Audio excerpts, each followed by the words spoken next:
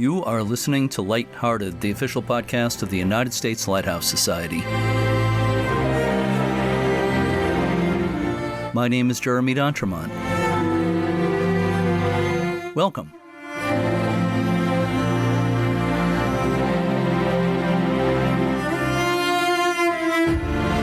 Today is July 20th, 2025, and this is another episode of Hearted Lite. Today we'll hear an edited version of an interview that first appeared in episode 79 back in September 2020.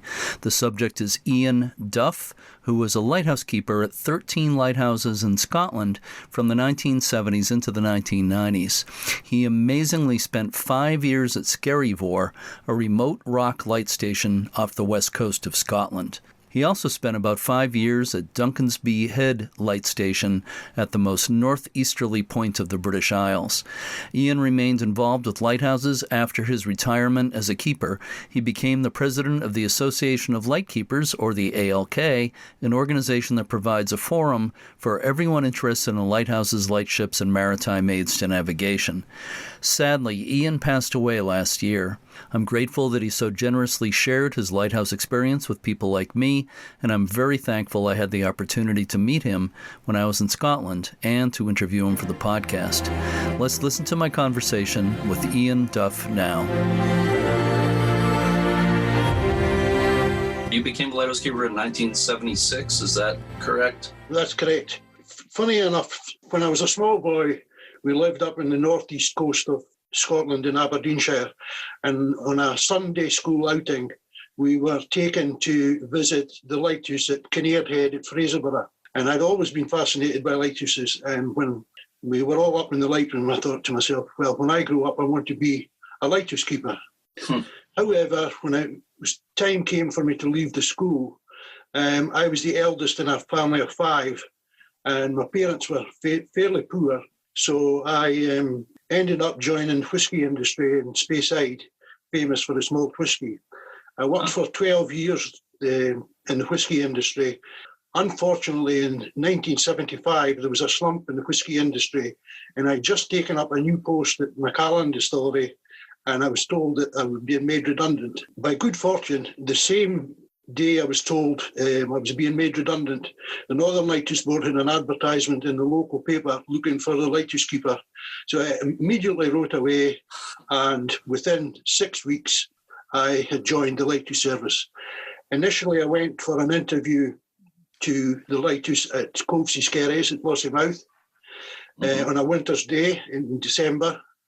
And the principal keeper there was doing the interviewing me for the job. And he was sitting in front of a lovely roaring fire. And he said, oh, you get all this free once you join the lighthouse service, and you get a house and you get free coal. So, right, this is for me. So 6 weeks after that interview, I proceeded to Edinburgh to start my career in the lighthouse service.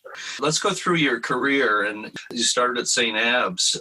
St. Abbs was quite an important station at that particular time. It was a radio control station for the lights in the Firth of Forth, the Bass Rock, the Bell Rock, and the Isle of May stations. We made radio contact with them 3 times a day to ensure the keepers were okay in these rock stations. After 6 weeks there, I went to Lighthouse at Causewell Point on the southwest coast of Scotland.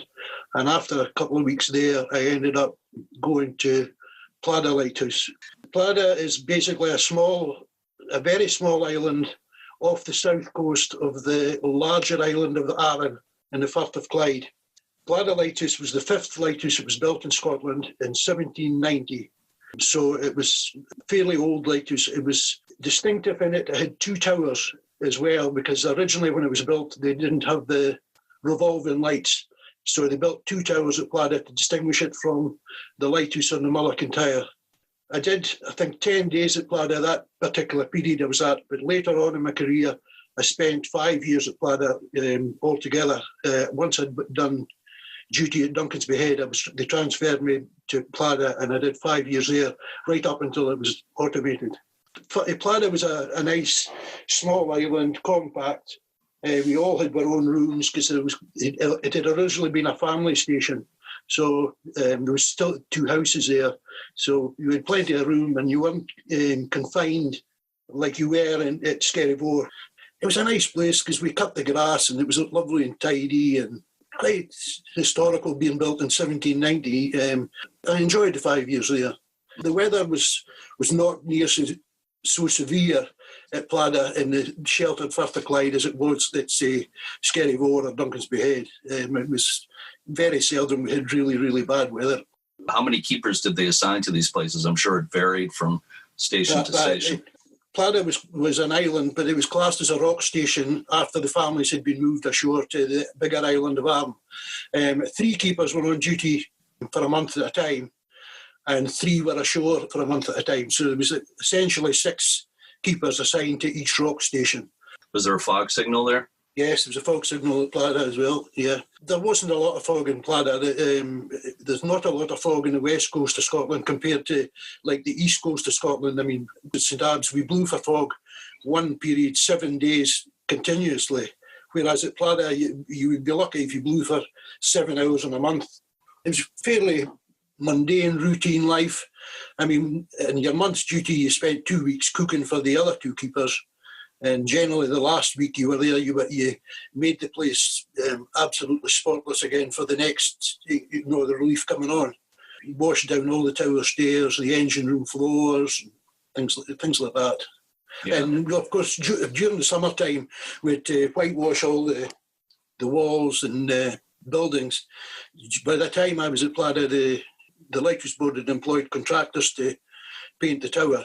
But I mean, originally we used to do the tower on bosun's chairs slung over the top, but that had changed, and the Lighthouse Board had employed contractors with higher grade paint that lasted 10 years instead of the traditional lime that lasted just a year. So what sort of things did you eat at a place like Plada? I mean, the Lighthouse Board provided money for feeding the keepers at rock stations, and traditionally we used all the money they gave us, and we ate very well. Like an order for a fortnight would consist of like 2 roast lambs, 2 roast beefs, 2 roast porks, roast chicken, steak. We ate very well. That sounds really good. From Plada, I know you went back to Plada later, but you went to Rattray Head? Lived inside the tower at Rattray Head as well. It was just a half a mile offshore. Rattray Head's in the northeast coast, about 20 miles south of Kinnaird Head at the northeast coast of Aberdeenshire. So you were at Rattray Head for how long? For a month. Mm-hmm. And then I went home for a 2 weeks leave. And then I left there and went to Cape Wrath for a month. Mm-hmm. That's right up in the most northwest corner of Scotland. At that time, it had been a family station as well, but by the time I was there, it had been turned into a rock station. So the 3 keepers on duty and 3 keepers ashore. You crossed on a boat across the Kyle of Durness to get onto a road, and then it was 14 miles up a single track road to get to the lighthouse across a desolate moor. And I was lucky. I mean, I was June by the time I was there, and it was nice summer weather, and it's quite a popular destination for tourists and everything. So that summer, I was kept busy taking visitors up to the top of the tower and passed the time very quickly. It's nice weather. The term rock lighthouses I know is used throughout the UK for these places, but what would you say is the definition of a rock lighthouse? It was called that because it was manned only by men only, whereas the shore stations, as we called them, your family lived at the shore station, like at Duncansby Head. My wife lived 10 yards from the tower in a cottage next to the tower. But at Cape Wrath, it was only the 3 keepers on duty. Plada, just the 3 keepers on duty. Your wives were ashore, and when I was at Plada, my wife was ashore 100 miles away in Oban. We called them all rock stations, but you're given an extra threepence because it was considered a more dangerous station, Skerryvore or the Bell Rock or Charterk, etc. Anything more you'd like to say about your time at Cape Wrath? It was a nice place, Cape Wrath. It's plenty of room to walk about. It was a full weather station as well. I was back at Cape Wrath a number of times after Plada had been automated, because they didn't have a permanent station for me. So you filled in where somebody was off ill or something like that. After I'd been at Cape Wrath, the next station they sent me to was Muckleflugga. It was a wonderful experience to be at Muckleflugga. I mean, I only spent the month there, but it was still a boat relief. It at Muckleflugga, when I went there, you left the shore station at the very northernmost point of Shetland. And I mean, Muckleflugga is the most northerly point of the British Isles. And when you leave the, what could be termed as a fjord, like in Norwegian, you came out on the boat and you saw Muckleflugga perched up on top of this sheer precipice rock. I can remember thinking in my mind when I seen it for the first time, it's like something from Tierra del Fuego, you know, it looked just so remote and so imposing. The boat then edged close into the base of the rocks, and you were swung ashore in a bosun's chair onto a wee landing, and then you had to climb up roughly 300 stairs maybe to get to the top of the rock. And life there must have been really interesting. Oh, I enjoyed the month I was there. By this time it was September, and the weather was fairly good. Nothing unusual happened. But it was a nice crew of keepers that was there with me. You know, a lot of lighthouses, some keepers were supposed to get on with one another, but a lot of people were a lot better than others. The guys that were here with me were lovely guys. I imagine one of the hardest things would be stuck in a place like that, to be with somebody you just didn't get along with. Yeah. I mean, I can't play chess very well, but two of the keepers played chess at Muckleflugga, so they taught me the rudiments of chess, so that passed the time as well. Lots of things like that happened in my career in the lighthouse service, because I couldn't have much hobbies as such, but one keeper came to Skerryvore with us. He'd been in the Merchant Navy. He showed me how to put ships in bottles, so I carried on doing that. While I was at Radley Head, one of the keepers there, he made table lamps out of shells collected off the shore. He showed me how to do that. I'd learned how to play chess at Muckleflugga, so I picked up a lot of tidbits of stuff, you know, that carried me in good stead. Time in the service. Also at each lighthouse there was a wood turning lathe. Every lighthouse had a wood turning lathe, so a lot of keepers made fruit bowls turned in the lathe, things like that. Well, when I was at Skerryvore, I made a scale model of Skerryvore turned in the lathe, you know, with little blocks of wood. Made the lantern room out of copper, and one of the electrical technicians from Edinburgh got me a flashing unit so that it flashed every 10 seconds, the same as Skerryvore did. I still have the model. I'm wondering what else you did for entertainment, especially at the rock lighthouses, the more remote ones. For one thing, did you have television at these places? We had television at them all. It will be interesting if I continue with after I left Muckleflugga. Yeah. Because the next station they sent me to then was Skerryvore for the first time. When you spoke about the television there, they had a television at Skerryvore, which for the people that don't know, Skerryvore is one of the most famous lighthouse towers in the world, and it's 13 miles southwest of the island of Tiree off the west coast of Scotland. We had a small television set there, black and white. The signal came from a transmitter in Northern Ireland, which is about 100 miles south of Skerryvore, probably. But the picture was pretty terrible, and some nights it was just unwatchable. You know, I can remember one night sitting, we were trying to watch the football was coming on at 10 o'clock on a Saturday night, and the head keeper said, I'm going to stay up to watch the football tonight. But the picture never cleared. It was all white spots. You couldn't see the ball. Eventually he said, I'm giving up. And he went off up the tower to his bed. And within 5 minutes of him getting up, the picture cleared, and myself and my friend George seen the football in peace. I did duty at Rooree, Corswell, Devar, then back at Skerryvore, then Heisker and Ardnamurchan, and then back to Skerryvore again. By this time, it was virtually ready time for me to get a permanent station, you know, instead of all this moving about and covering for people. While I was at Skerryvore, I mentioned to the head keeper that was there at the time, I said, I would love to get Skerryvore here. I says, but I know there's a vacancy at Cantic Head as well, and there's one here. He said, leave it with me. He says, you've been here 3 times, and you're an ideal chap for a station like this, because you got on well with, you know, the keepers that's here. So lo and behold, after I went ashore, a week later, the Edinburgh phoned me to tell me that I'd been appointed to Skerryvore Lighthouse on a permanent basis, which delighted me. My hobby being lighthouses, and I'd been assigned to one of the premier lights in the world. I thought at that time were one of the most beautiful lights in the world. It was designed by Alan Stevenson, designed and built by Alan Stevenson, of the famous Stevenson family of lighthouse engineers. Correct. Yeah, that's correct. And Alan Stevenson's initials are actually carved in the rocks when you're down in the summertime. Really? Wow. So, and it's also a very, very tall lighthouse. So I think it's over 150 feet. Yeah, 150 feet to the top of the lantern, 138 feet of masonry, and then sort of 12 feet of the lantern to the top.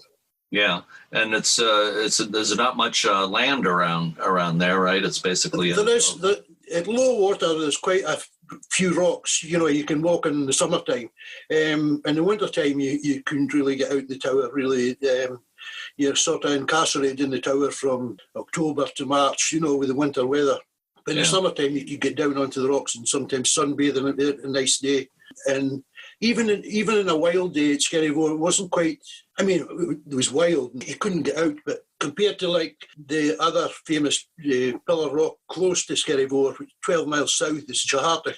It was a much worse posting because the full force of the Atlantic broke on the tower. They only had one sort of rock. Where at Skerryvore, there was a number of rocks that sort of broke the force of the waves a bit.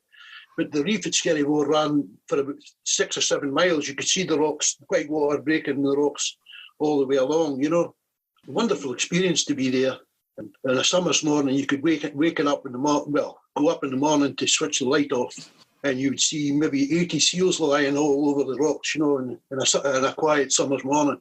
You could fish at Skerryvore as well. We fished in the summertime off the rocks, caught whitefish, but it was too rough to fish with a creel. We had a creel to try and catch lobsters, but we never, all the 4.5 years I was there, I think I only caught one crab. Whereas when I transferred to Plada, I took the creel, and the first day back at Plada, I caught 2 lobsters the very first day, yet the 4 years at Skerry, because all the fishermen that fished in the area around there at Skerryvore said it was too rough to get lobsters. What were the living conditions? What were the rooms like inside the Skerryvore Tower? The rooms were much more spacious than the Bell Rock or Rattray Head even. I mean, the living accommodation was okay, but it got very, very damp in the bedrooms in the winter time because there had been a disastrous fire at Skerryvore in 1954. The tower had been severely damaged with exploding fog signals, and it cracked some of the granite blocks. And I can remember myself and my pal George Miller, we had bedrooms on each side, and if it was really, really wet weather, we had a little pipes at the side of our bed to run the water into a pail because it was used to come in through the cracks. But I loved my time at Skerryvore. I really loved it. And then, of course, once I had no station, when Plada was automated, I went back again did another 3 spells of duty at Skerryvore. What kind of a boat did you have there? We didn't have a boat from the No boat at all, just... No. Yeah. We were relieved by helicopter by the time I was at Skerryvore. The helicopter pad had been built. I mean, you left your house in Oban in the morning at 9 o'clock, down to the Lighthouse depot, jumped on the helicopter, and half an hour later you were in Skerryvore, 60 miles out, Yeah. Earlier on, when they just went back and forth by boat, it must have been... I imagine there was probably some keepers that died over the years. Well, the boat reliefs were carried out at the end of a grate, and it stuck right out in the middle of the sea with a derrick arm and a boatswain's chair for swinging it out. We still used that when I was there, not to affect the reliefs, but we used it when the ship came out to obviously land 1,000 gallons of fresh drinking water for us and 2,500 gallons of diesel in it. The ship's master would send some of the crew ashore to set up pumps to pump it out of the small boats into the tanks that were built at the base of the tower. So there were a few other lighthouses where you worked that we haven't mentioned yet. They said, you've done 4 years at Skerryvore now, where would you like to, any preference of where you'd like to go? And I said, well, I would like a lighthouse in the East Coast. I was hopefully thinking of Girdleness, which is more or less in the city of Aberdeen, However, when they phoned up, they told they're going to Duncansby Head. And I said, well, I asked for a station on the East Coast. He said, well, it is on the East Coast. It's the very northeast corner of Scotland. We went up to Duncansby Head. It's built, it was right up on the top of a cliff 2 miles from the village of John O'Groats, and a foghorn, quite a lot of fog there. Very, very, very strong winds. The lighthouse is about 200 feet above the sea because the cliffs are about 200 feet high. But you didn't see the height of the waves because you were so high up. But the wind was incredibly strong. I mean, in October each year at Duncansby, we put wire screens in the windows. It was faced the sea because the wind used to break off chunks of rock and shatter the windows of the dwelling houses. And they stayed on until April. So, and my son was a small boy when we were there. And I mean, the wind was so strong in the morning. A taxi came to take him to school. The Lighthouse Board paid for the taxi. But you had to hold him down to get him into the taxi. The wind was so fearsome. Wow. The time I was there, that was probably one of the times I got the biggest fright. And Christmas Eve, one of the years we were there, we had garages for our cars there, but the wind was so strong and the garages were so feeble that I was worried that my garage door wouldn't shut right, and it was being wedged with wedges, but the wind was threatening to go into the garage and lift. The roof was already roped down with wire stanchions into the ground, but I thought it's going to lift the whole lot of the garages. So I said to my wife, will you come out and help me wedge this door? And we went out of the house, along to the garage. We tried to wedge the door, but the wind was too strong. So we were going back to a house, which was about 20 yards from the garages. And the wind just picked the two of us up off the ground. This was about 10 o'clock at night, and threw us against the engine room wall. And we just both landed on there's a sort of pavement around the wall. And I can remember I got such a fright, and so did she, but we both burst out laughing that we'd actually been lifted right off the ground, you know. Wow. So you spent 5 years at Duncansby Head. Is there anything else you'd like to mention, anything that really stands out? Every Sunday night, if you were on duty from 6 to 10 at Duncansby Head, you would receive numerous phone calls from fishing boat skippers leaving the ports of Peterhead and Aberdeen, asking about the conditions at the entrance to the Pentland Firth. You know, so once the keepers were withdrawn, that's no longer there, you know, for the fishermen to find out the weather conditions in the Pentland Firth. There had been a serious fishing disaster just south of Duncansby Head, about half a mile south of Duncansby Head in 1959, where the crew of a fishing boat, 13 of a crew of a fishing boat, had been lost on the rocks. The foghorn was taken away from Duncansby Head after the station was automated, but one of the villagers rescued the actual horn itself, and it's now in position at the village of John O'Groats next to a memorial to the fishermen that were lost in the 1959 disaster. So after my 5 years there, that was when I went back to Pladdow that we spoke about earlier on. And then after the 5 years at Pladdow, we had no station, obviously. That's when they asked me to be in standby for Skerryvore. And then during that period, I did duty at Cape Wrath again, Heiska, Rinsavili, Cafferman. The Cafferman was a modern lighthouse. It was built in 1968 off the south coast of the Isle of Man. The commissioners are Northern Lights, so the Northern Lighthouse Board are responsible for the lights in the Isle of Man.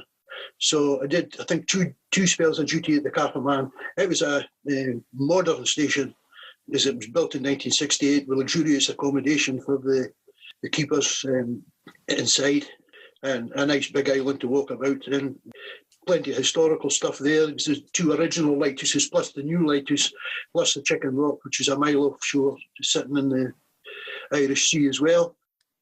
Also, during that period, I went to Fair Isle, the two lighthouses in Fair Isle. The Fair Isle North lighthouse had been automated. Fair Isle is a small island, for them that don't know it. It lies between the Orkney Islands and the Shetland Islands. It's the two lighthouses, Fair Isle North and Fair Isle South. The lighthouse at Fair Isle South is still manned, but the light at the north had been automated. But when I went there, I was in charge for the month I was there, because I was a senior keeper. We looked after the south light, and then we drove up every couple of days to the north light to make sure it was functioning okay, because it hadn't been long automated. So I spent an interesting month in Fair Isle. It had luxurious accommodation. It had been upgraded as well over the years. It was akin to the Cafferman. And that was virtually my career, I think. Your lighthouse keeping career ended in 1992? That's right, yeah. I mean, my interest in lighthouses hadn't gone away. I mean, I had joined the Association of Lighthouse Keepers. I'm now lucky enough to be the president of the Association of Lighthouse Keepers. And I do lots of lighthouse talks to, like local cancer groups, charity groups, school children. I'm very lucky as well in that if newspapers or television people contact the Lighthouse Board asking to talk to a keeper, the Lighthouse Board very kindly, they phoned me. I was first to say, you don't need to talk to them, Ian, if you don't want to, but if you will you do it? So, I feel honoured in that way that, they appreciate what I do. And I was lucky enough to take part in that programme, the Lighthouse Stevensons, when the Bell Rock was 200 years old. So very enjoyable. Sure. Well, you're a good representative for the Northern Lighthouse Board and for lighthouses, and I've seen you quoted in quite a few articles. Yeah, so that's great that you're able to do that. I have one more question for you, Ian, for bonus points. Okay. What did you like best about your time as a lighthouse keeper? I just loved it. As I said earlier on, I mean, I loved being at Skerryvore. At Skerryvore in the wintertime, you could stand down at the door, which is 30 feet up off the rock. You have to climb up 30 feet off the rocks to get in the entrance door. You'd stand there and watch the sea for 2 hours at a time, breaking, over your head at the door, jump back in, and then go up for your coffee at 11 o'clock in the kitchen, and then go back down, because there was very little work to do at a place like Skerryvore during the day, because the generators, you all had the generators to look after, but it wasn't an extensive station like Plada where you had a lot of painting to do, because everything was self-contained inside the tower. So you could spend hours watching the sea, and then, as I said, in a summer's morning, you up switching the light off, and you could look down and see all the seals lying there. I just loved every minute of it. It's like, I think, when they made that documentary, The Lighthouse Stevensons, Jimmy Oliver was on it. You may have heard of him. He used to be the assistant manager of the Lighthouse Museum at Fraserburgh. Jimmy was on that programme as well, and they asked, what would you do if they employed lighthouse keepers again? And Jimmy's answer was, I will be first in the queue. So, that's great. And that would be the same, I think. I mean, when I think of it now, I regretted actually leaving a few years early.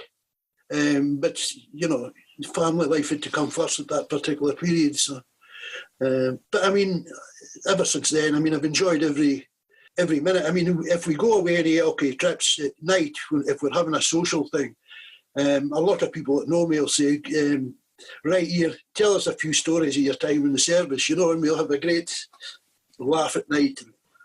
Well, I have a feeling there's a lot more stories, so I hope maybe we can do this again sometime. Thanks very much. Take care, Ian. Thank you. Yeah, right. Thanks. Bye.